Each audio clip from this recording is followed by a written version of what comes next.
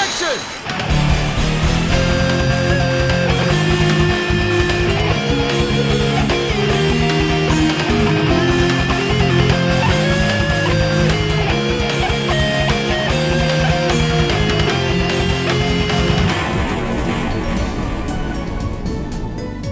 Hello, every pony. I'm MasterCode, your ace analyst, and today we'll be taking a look at the very first issue of the MLP G5 comics. While for the most part this is a new team of creators, we do have MLP comic veteran Heather Breckel as the main colorist, and as for the overall art in this comic, it's actually pretty good. The ponies' designs adopt a mix between the tell your tale and CG animation styles, and every pony has a fair amount of detail and some really expressive faces. As for the backgrounds, for the most part they are fairly fleshed out, from the heavily forested areas during the group's adventures to the cityscapes of Maritime Bay. The colors also aren't overly saturated or vibrant, and have a nice overall appealing look. But anyway, on to the story itself. So anyway, we start off with... Oh, look at you, just so cute, look how cute you are, you're just... Mr. Code. Look how cute you are.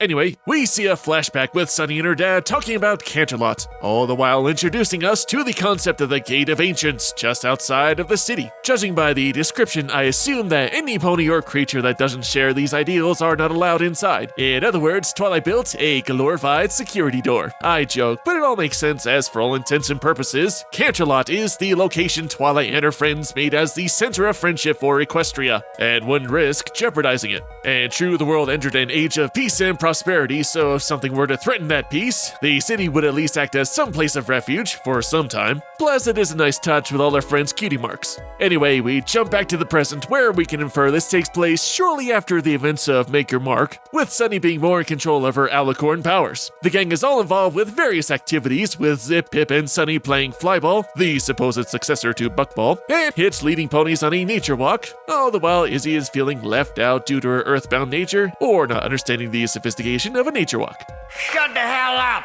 Izzy is the most energetic and outgoing of the group, which also makes her the biggest outcast. Sunny and Hitch grew up in Maritime Bay, Zip and Pip were sisters in Zephyr Heights, meanwhile Izzy grew up alone with a bunch of lethargic ponies. Now this doesn't excuse her from ruining the nature walk, but for her living in a place with a bunch of non-reactive unicorns around her town, we can understand why she's always so cheery to compensate for the lack of joy in her old town. Also, even though Sunny and the others go off and play Flyball without Izzy, it doesn't feel like they're blatantly ditching her. Similar to the message from Too Many Pinkie Pies, it is impossible to do every type of activity with friends, and you're going to miss some activities sometimes. Though Izzy feels left out, she at least handles the situation maturely. Anyway, the depressed unicorn strolls through town when all of a sudden Zip and Pip plummet from the sky and Unicorn's dropping a statue.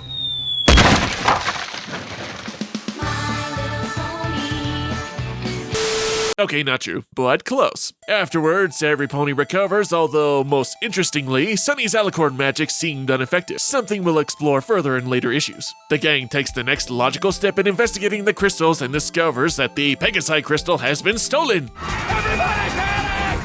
Oh my god!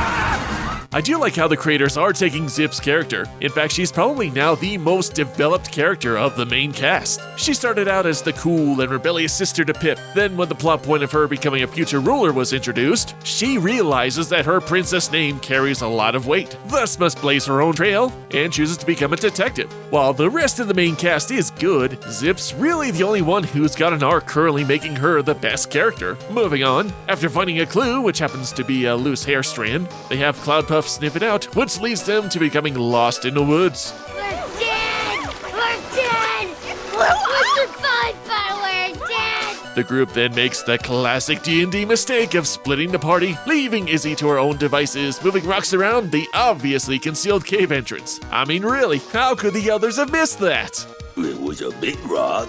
Alright, point taken. Anyway, what I do love about Izzy is her determination. She is steadfast to her ideals, from wanting to go to Maritime Bay and meeting the Earth ponies that would accept her, to her remaining strong and finding any solution no matter what. Spelunking through the cave, she finds the Door of Ancients discussed in the beginning of the story, and when she pushes through, she discovers the ruins of Canterlot?